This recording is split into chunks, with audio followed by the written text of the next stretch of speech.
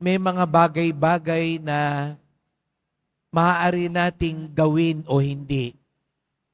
May mga bagay-bagay na kailangan nating gawin o hindi. Tayo'y tinatawag piliin kung ano ang dapat, kailangan, o pwede nating gawin. May mga bagay na wala tayong magagawa, kailangan nating gawin, kailangan nating sundin. Ngunit may mga bagay din naman na pwede nating hindi sundin. Ngunit dahil sa pagmamalasakit, dahil sa pagsasaalang-alang sa ikabubuti ng marami, gagawin natin ito. Halimbawa po, kung kayo'y nasa bus o nasa MRT, wala naman talagang batas na nagsasabing paupuin ninyo yung matatanda o yung mga bata. Pwera na lang kung doon yun sa PWD section. Pero kung kayo nasa regular na lugar, kung saan kayo maaring umupo, hindi ho kayo obligado. Pero dahil din sa pagmamalasakit, iaalok ninyo yung inyong lugar sa mga matanda, bata o buntis. Hindi mo kailangang gawin yun, pero pinili mong gawin dahil sa pagmamalasakit. Kung may nakalagay sa nakarato lang bawal magtapon ng basura, kailangan mo yung gawin dahil yun ay batas. At gagawin mo yun hindi lang dahil sumusunod ka, kundi dahil nagmamalasakit ka.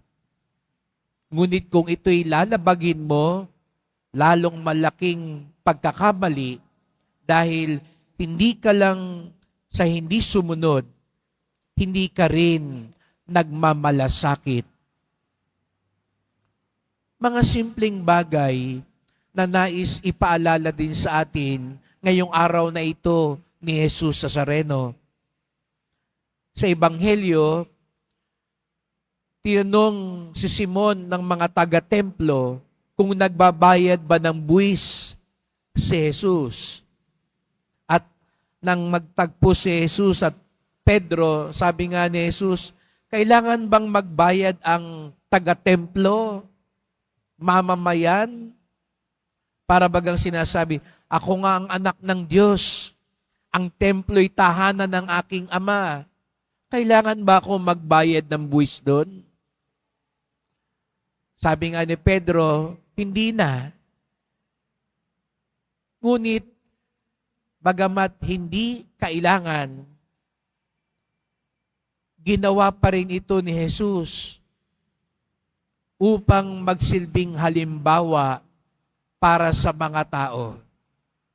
Dito ipinapakita ni Jesus Nazareno, may mga bagay-bagay naman na pwede nating ipagparaya. Hindi natin kailangan laging makipag-away, laging ipagkagiitan yung gusto natin. Kung maliit na bagay lang naman, pwede namang magparaya. Pwede na lang itagabilin ang sarili para sa mas malakas at mas mataas na ikabubuti. Sabi nga po, we choose our battles. Piliin mo yung mga laban mo. Hindi naman kailangan araw-araw makipaglaban ka. Minsan kahit ikaw ang tama, kung hindi naman ito magdudulot ng malaking kaguluhan katulad na sa Ebanghelyo ngayon, magparaya ka na. Huwag mo nang igiit. Magpakumbaba ka na. Nakita naman natin sa ibang pagkakataon, naninindigan si Jesus Nazareno, lalo na kung yun ang kailangan. Naalala ninyo yung Sabat, bawal magpagaling, ika nga, pero nanindigan si Jesus Nazareno. Nagpagaling pa rin siya. Dahil para sa kanya, ito yung mas tama, mas makabubuti. Ngayon, sa Ebanghelyo, magbayad ng buwis ng barya para kay Jesus Nazareno. Sige na lang. Sumunod na lang tayo. Hindi naman malaking gulo ito. Nakita niyo po yung pagkalastas. At ito yung ipagdasal natin na makita natin kung kailan tayo dapat manindigan, kailan naman pwede nang magparaya muna, pwede nang magpakumbaba muna para sa mas maganda at mas maayos na kalagayan. Huwag sana yung baliktad, na yung mga maliliit na bagay, doon tayo nag-iingay, doon tayo halos makipag-away. Pero yung mga mahalagang bagay naman, doon tayo tumatahimik. Doon tayo nakikiayon.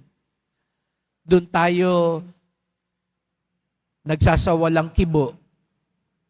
Tulungan nawa tayo ni Jesus Nazarenong piliin ano ang mga pagkakataong dapat manindigan, lalo na kapag tama, katarungan, para sa Diyos ang pinag-uusapan.